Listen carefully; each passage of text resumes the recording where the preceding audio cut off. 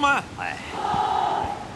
今天我们是万船聚集，我施琅愿意和众位弟兄们一道出海训练。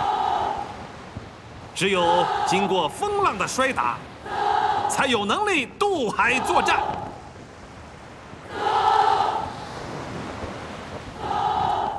施大人，这样的天气能出海吗？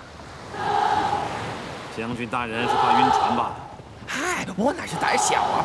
我们满人善骑快马，也能渔船呐。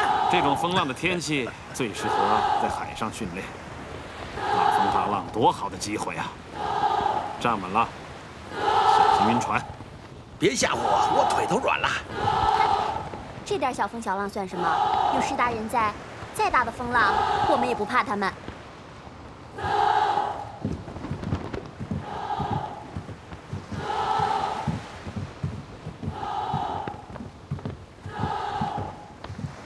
施大人，实在是让齐胜没有想到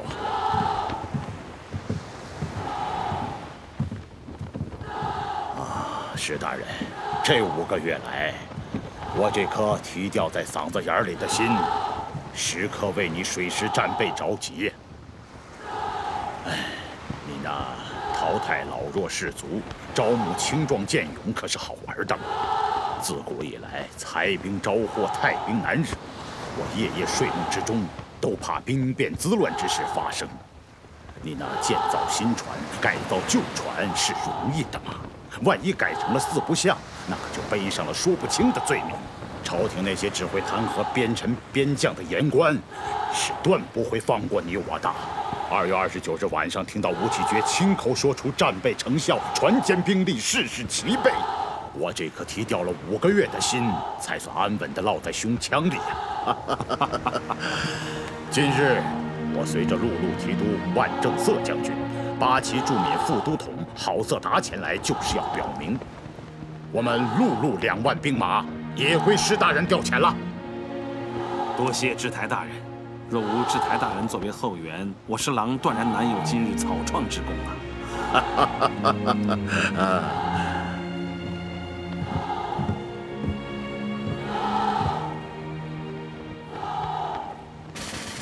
准备起帆，准备起锚。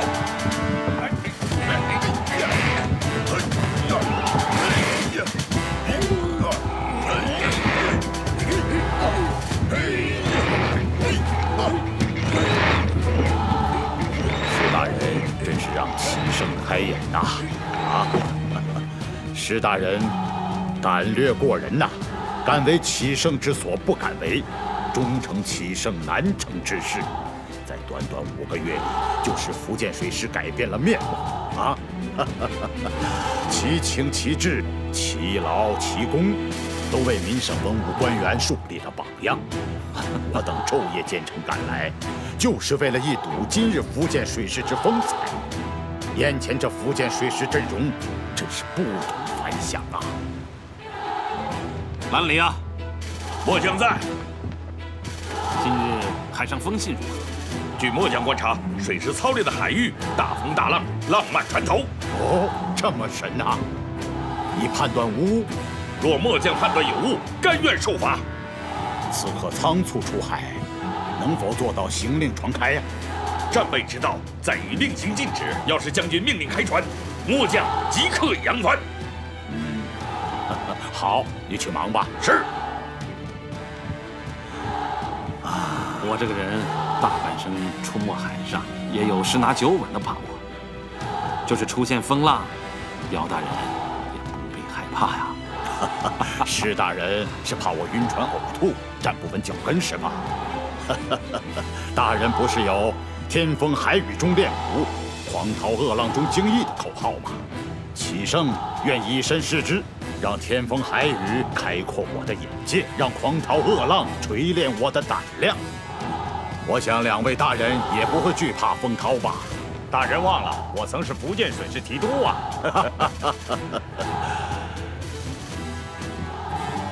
吴启觉，臣在。命令所有船只立即起航。是。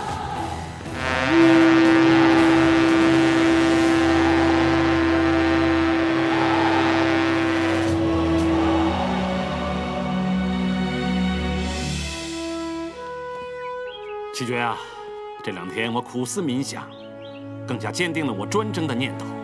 这一点我是能理解的，要不然我看这一仗，恐怕是打不赢啊。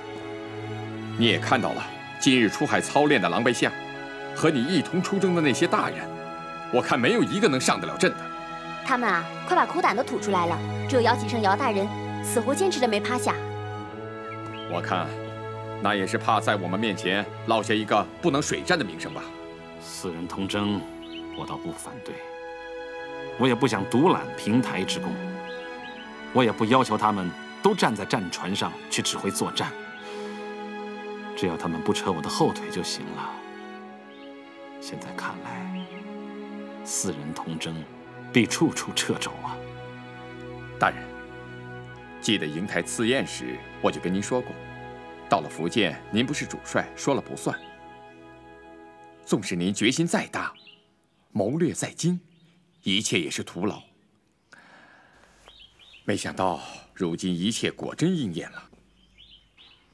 那时候我只是朦朦胧胧地感到日后会有麻烦，没想到会这么棘手。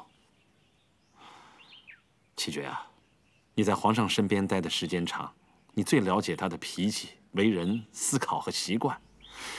你说说，如果这道折子递上去，会有什么结果？我想皇上一定会生气的，因为这事太难了，所有的大臣都会反对的，轻的会指责你争权争功，苛刻者一定会攻击你有独揽全功的野心。况且他们的话，皇上也是很容易听进去的。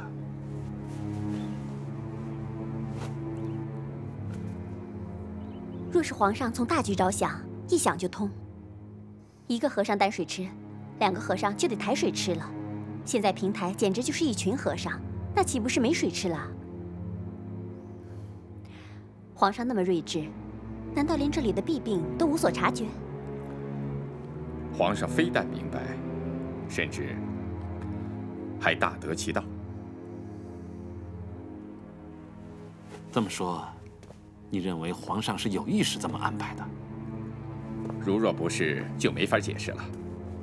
是啊，龙多了，虽有不下雨之弊，可是却有相互制约的功效。这是帝王常用的制衡之术啊。照你这么说，这道折子递上去，是不会有什么好结果的。也许引起皇上反感，认为您得寸进尺。也不尽然。其实，对于当今皇上，你们也许只看到他的一面。皇上经常做出惊世骇俗之举，喜欢独辟蹊径，刻意免俗，而且他还特别注意自己的皇帝尊严，喜欢独树一帜。皇帝尊严？什么意思？你说说看。说到底啊，皇上最怕史家在未来的清史里给他记上败笔。他还经常偷看起居注。这是南书房的大臣们专门记录皇上与大臣处理政务的谕旨问话的。按照祖制，皇上是不能随便看的，为的是防止他本人受益或是加以篡改、闻过是非。你呀，你可真是把皇上的脾气摸透了。能做到如此，皇上也算是不错了，既有文韬武略，又有人情味儿，难得。七绝啊，我真没有白把你从皇上身边要来啊！你可不是吓唬什么鸟的稻草人，也不只是打鬼的钟馗，你是最能摸清皇上脉搏的大师啊！就这样定了，给皇上上奏书，我非把平台的专权争过来不可。冒险固然是怕皇上震怒，可还有一些得罪喇哈达无星座万正色都不在话下。万万不能得罪一个人，也不能伤他的心。你是说姚启胜？这的确是个头疼的事啊！若是我一人专政，势必把他排除在外，连他也得罪了，那他会怎么想呢？怎么想？我若是他，一定骂你一句忘本，这还是轻的。恩将仇报，落井下石，这些词儿啊，可都是现成的。也只能如此了。我心苍天可见，若是真的得罪了姚启圣，我日后向他赔罪就是了。依我看，可在折子里来个缓冲，改由一人专征，为你和姚志台2人同征，这不是一个两全之策吗？好，如此一来，2个弊端全都避免了。不行，这会给皇上造成一种结党营私的感觉。姚启圣举荐了我，我为了报恩，同意姚启圣和我同征，把天下大功由我们2个人来平分。那我说的人多了会掣肘的理由，会给他们造成攻击的口实。既然能与姚启圣协调一致，为什么不能同喇哈达、万正色协调一致呢？皇上会怎么想呢？也是，如此做的确有汉人排满之嫌。喇哈达是8旗将军，满朝也只有13位，地位显赫。你们汉人都提独揽平台大权，却把满人权贵排挤出去，这会惹下是非的。朝中满族显贵一旦闹起来，皇上想成全你，也不好办呐。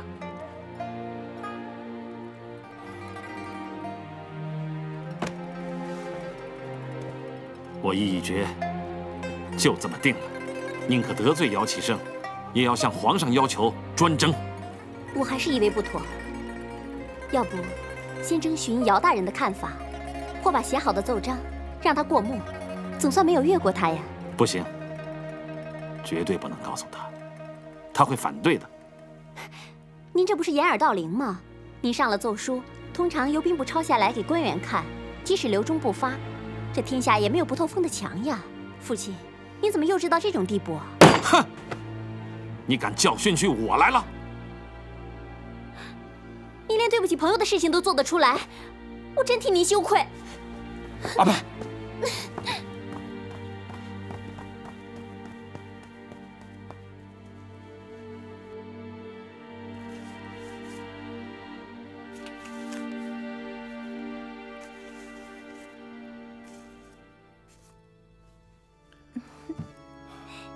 我怎么觉得船和水之间还不是很自然？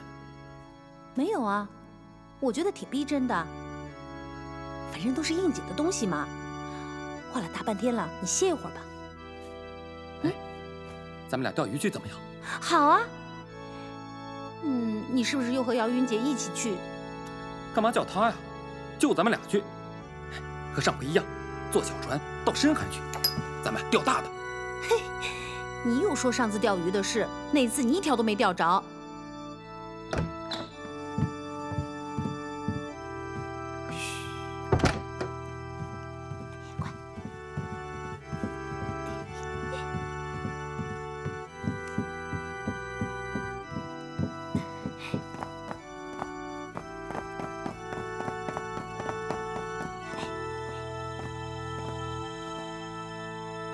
快走！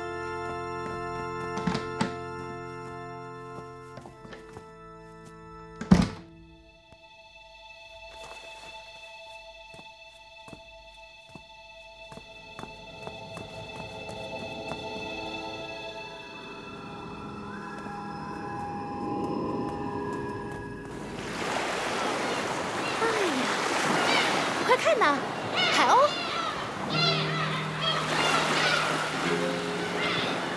哎，快看呐，发什么呆啊？哦，没有，我看见。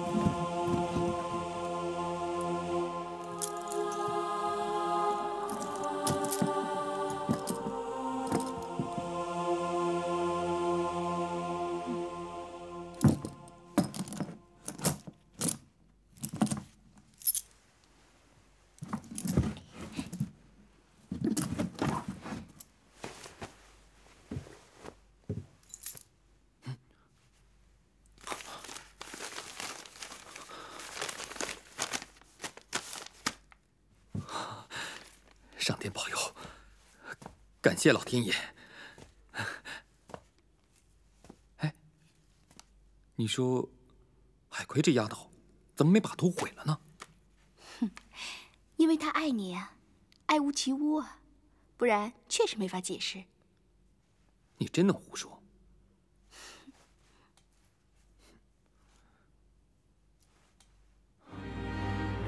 不好。怎么了？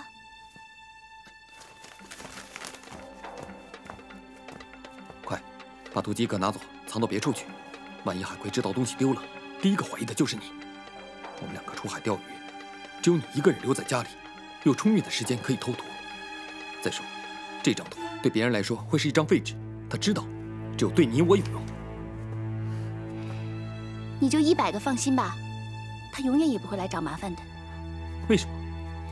因为他箱子里那张图还在啊。你说什么？你画了一张假图放在箱子里？是啊，我胡乱画了一张，也撕成2半，反正海葵也不知道图里画的是什么。你太聪明了！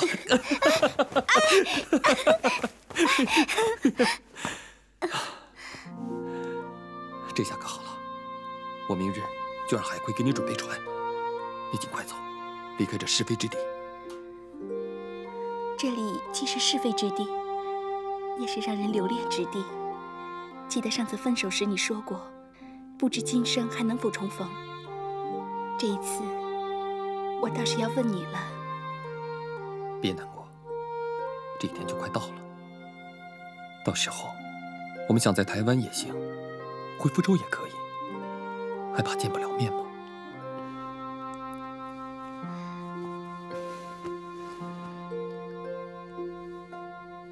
你怎么了？我不敢说出来，总有一种不祥的预感。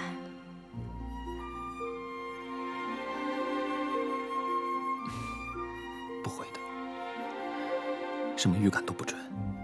放心吧，用不了多久，我们就会在一起的。相信我。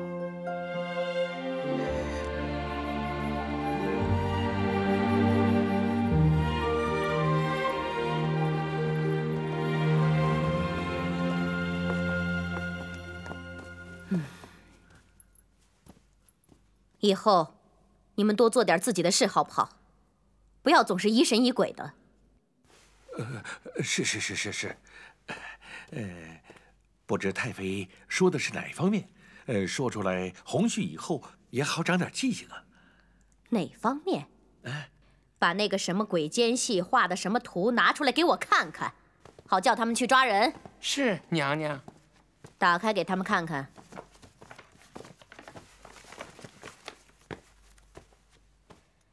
你们给我看好了，这就是你们要的那幅图。这幅图就是我女儿海葵跟施世宗公子他们画的。不对呀！你们好好看看，这幅图是不是犯了什么禁？清廷拿了这张图，会不会真的攻打我们澎湖和台湾？太妃娘娘，这不是一张画吗？跟您说的事儿都不靠边儿啊！哦，太妃别误会，臣也是听别人传说，臣也是为了台湾的安危考虑。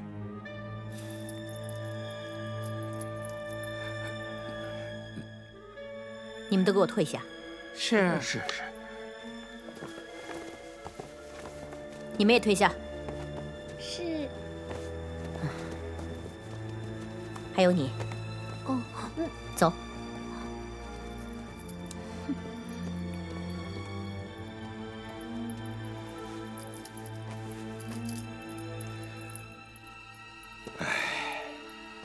我说你怎么老护着施世宗啊？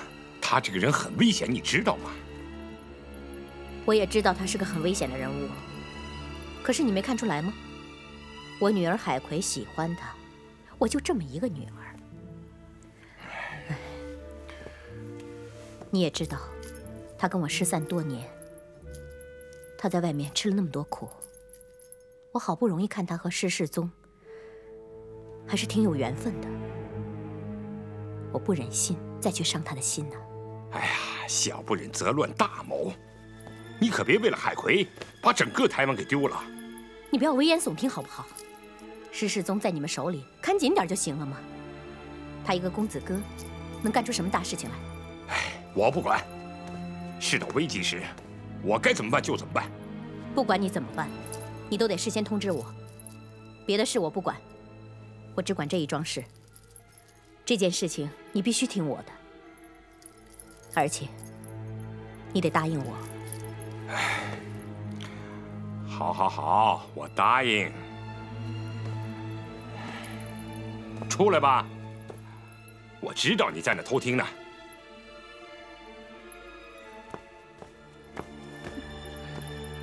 怎么，我娘说话我不能听吗？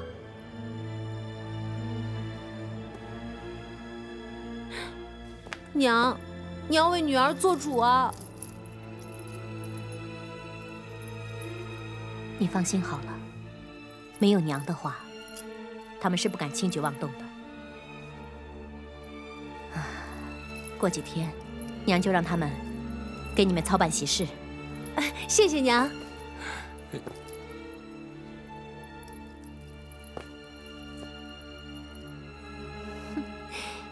他们让唐太妃训得屁滚尿流，就跟夹尾巴狗似的。这下好了，再也没人敢打我们的主意了。打不打主意都跟我没关系了，我得走了。啊，海葵能帮我弄条船吗？什么叫弄一条船？我让他们派一条船送你回去。当年你是送傅卫林过来的，也正经是使者呢。对了，你打算什么时候回去？当然越快越好了。你就不能等几天吗？太妃吩咐下去了，要给我办喜事，咱俩也好过一场。等喝完了喜酒，办完了喜事，再走也不迟啊。你可是答应过给我做伴娘的呀。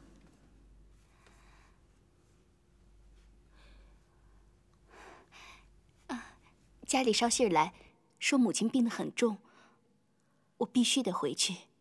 人总得尽人子之孝吧。你就不能帮我挽留她呀？我还不知道你招的夫婿是谁呢。你是在跟我开玩笑呢，还是存心跟我过不去？我真的不知道。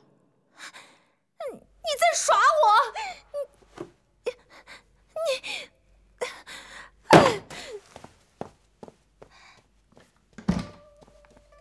你看你这是干什么呢？这下好了，我的船也泡汤了，我怎么走啊？这玩笑不能再开下去了，再开下去，我真的要和他拜天地入洞房了。那不是件美事吗？怕是有多少人做梦都想不到的好事儿啊！都什么时候了，你还开这种玩笑？你还说我？你刚才要少说一句，装聋作哑一回，事情不都过去了吗？你干嘛非要把事情捅破啊？原来是糊涂庙糊涂神。装聋作哑是可以，可是如今太妃真的让我娶她，我还能装得下去吗？你看唐太妃拿出的那幅画，有没有什么说道啊？大人疑心他们这是遮人耳目。正是。要真画的是风景画，那还会背着人吗？海葵还会大发雷霆，骂施世宗是奸细吗？他们用这一手，只能蒙骗唐太妃。你看那施世宗和姚云鬼鬼祟祟的，绝非是善类。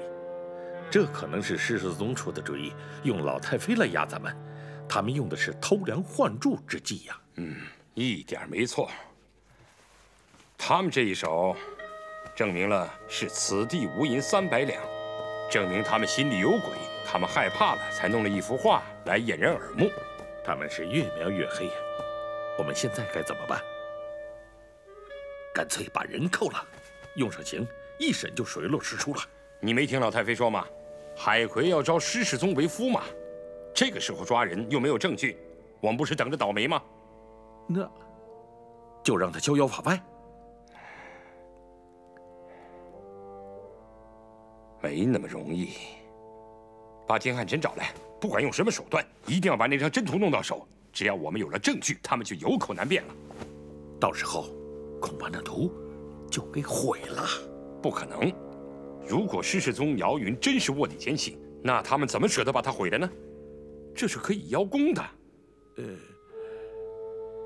要是海葵给毁了呢？这倒有可能。不过他不会撕破脸皮，他要和施世宗好，就会留着，既不毁掉他，也不让他带走。马上叫金汉臣动手，不能再等了。我马上就去。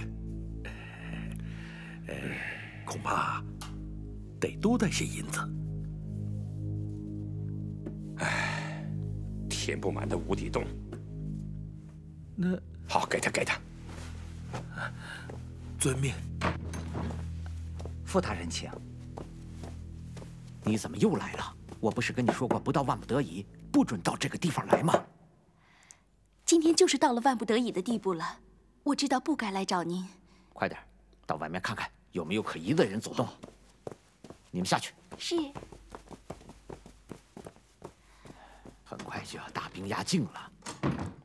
如今岛内人心惶惶，风声鹤唳，凡事不可不小心呐。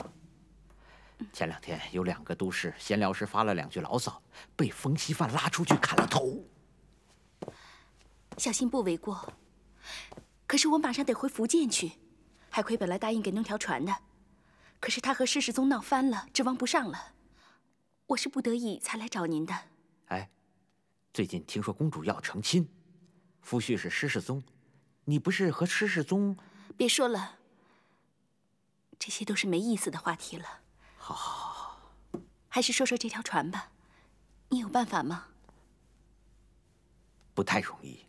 你知道，如今台湾海面风云际会，非比寻常，那是层层海禁，重重设关。不过，若是设法变通，把你送到澎湖还是有可能的。若想直接用船把你送到福州，比登天还难。况且也没有理由啊。我是迎来送往的宾克斯，插手战船调拨的事，本身就是犯了大忌。那打扰您了。我也知道，这事不容易。哎，你先别着急走啊。难归难，我没说不想办法呀。不过得从长计议，那可不能着急呀。可是傅大人，我可不能等了。前2天他们说追查什么海图，怀疑你们给清廷绘制了海防图。你这次急着回去，是不是跟这张海图有关呢？没有啊，我不知道什么图的事儿。好，不问了，不问了。不过你别忘了，临行前帮我把给姚大人的信带回去。您现在就给我吧，我若有顺风船，可能突然就走了，来不及告别的。哎，就是给也是口信儿，我不会写在纸上。可要让你背下来，倒背如流，对你来说不应该是什么难事吧？你想想看，让你带一封信在身上，那就跟背了一个火药桶一样。哎，走吧，走吧。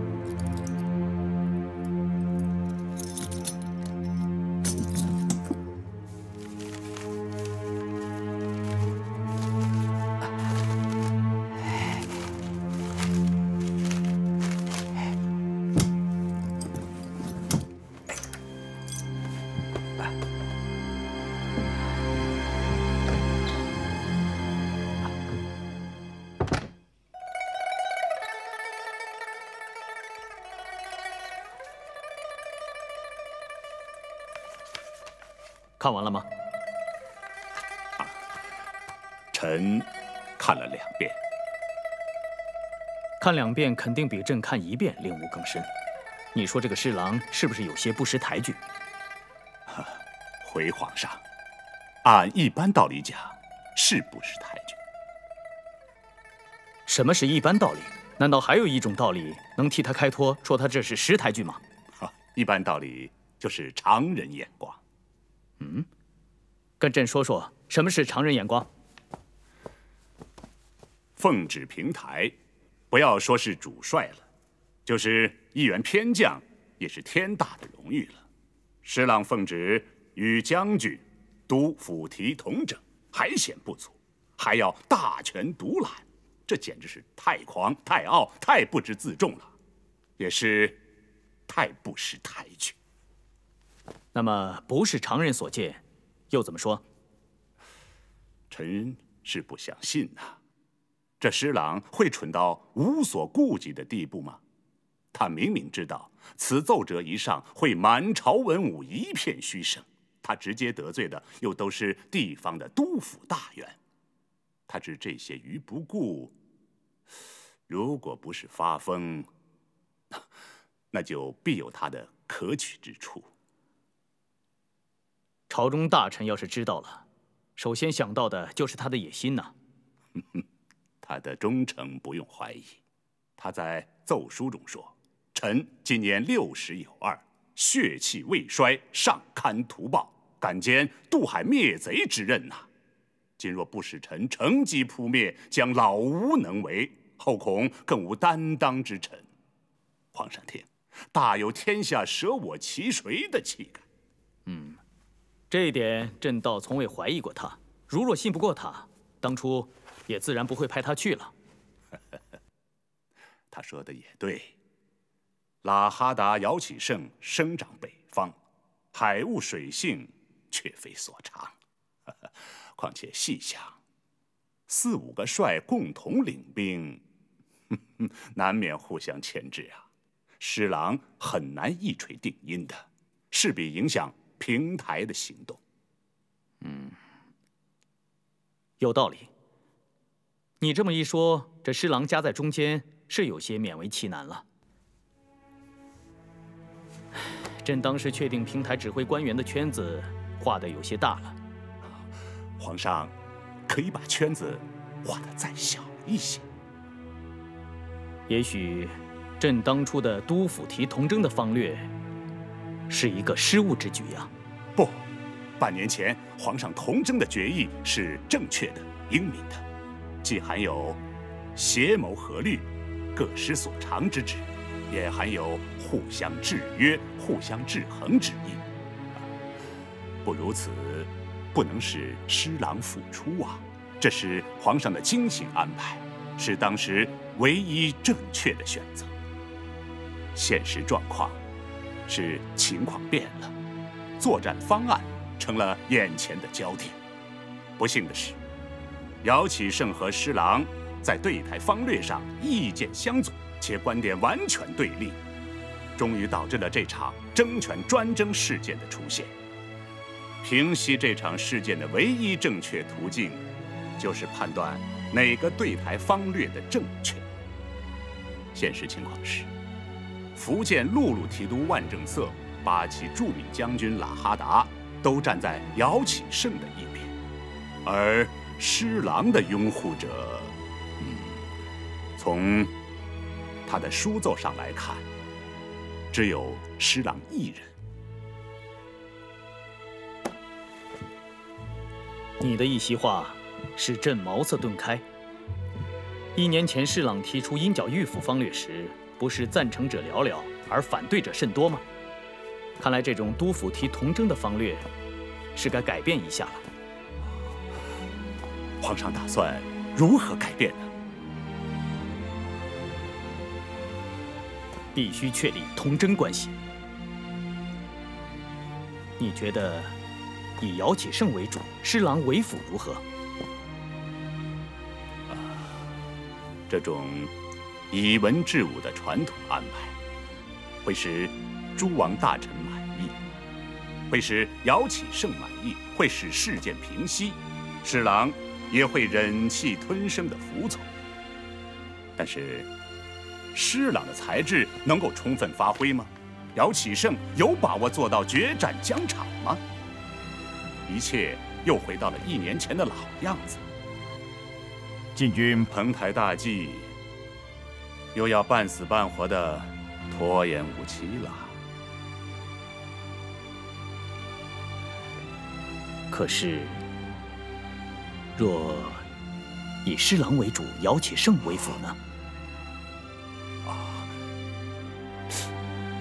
这种以武治文的魄力安排，会使诸王大臣哗然，会使言官鼓噪，会使姚启圣难堪，也会使施琅在福建的处境更加艰难。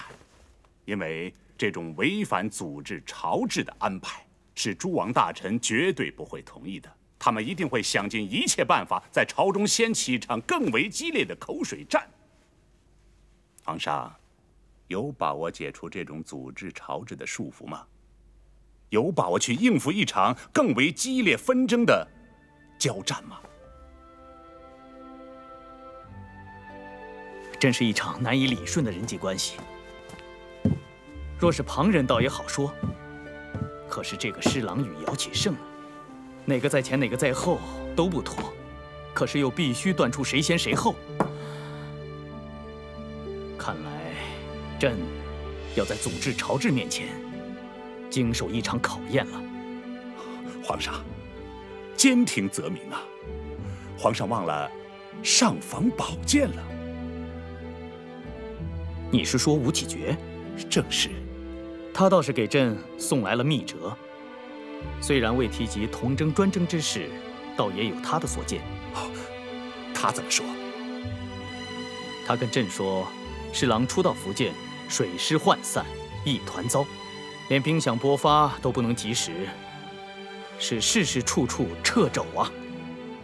不对呀，施琅在奏折上表彰福建的督抚大员常备不懈，兵饷充盈，一切都井井有条啊。怎么何其大相径庭如此啊？哼，这就是施琅做人的精明之处。朕相信这个吴启觉说的肯定是真的，只是施琅不愿接人家的短，宁愿通过自己的努力来实现他所说的状况，也许想以此报答姚启圣吧。做人能如此，也是难能可贵了。倘若姚启圣看到了施琅今天的奏折，这点小小的恩惠，岂不是全都付之东流了吗？这倒是施琅所始料不及的。不过施琅这奏书，倒是写得很精明，很老道。谁能说他是一介武夫啊？身为武将，实属不易啊。这都得益于他在京任内大臣10年间闭门苦读啊！对他来说，也是塞翁失马了。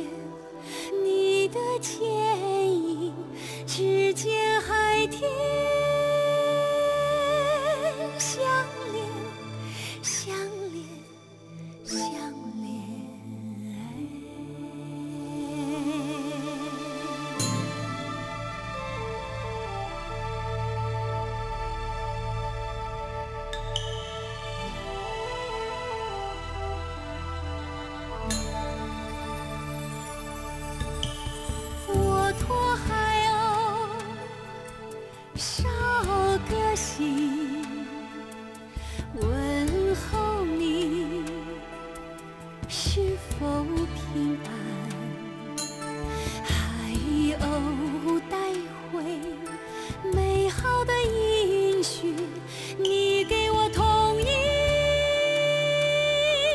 的祝愿，祝愿，祝愿。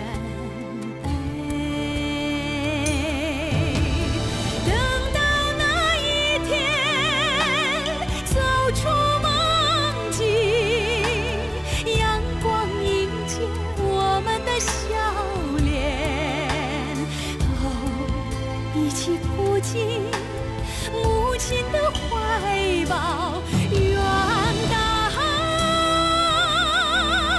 的情波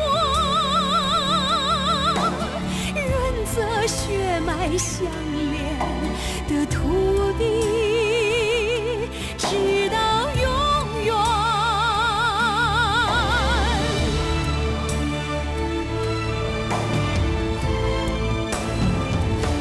愿大海的情波润泽血脉相连的土地，直到永远，永远，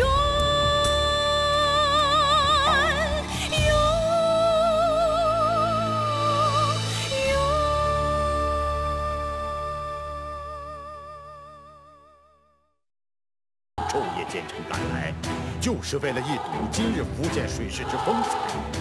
眼前这福建水师阵容，真是不同凡响啊！现在看来，四人同征，必处处掣肘啊！皇上上奏说，我非把平台的专权争过来不可。总有一种不祥的预感。这就是你们要的那幅图。一定要把那张真图弄到手，只要我们有了证据，他们就有口难辩了。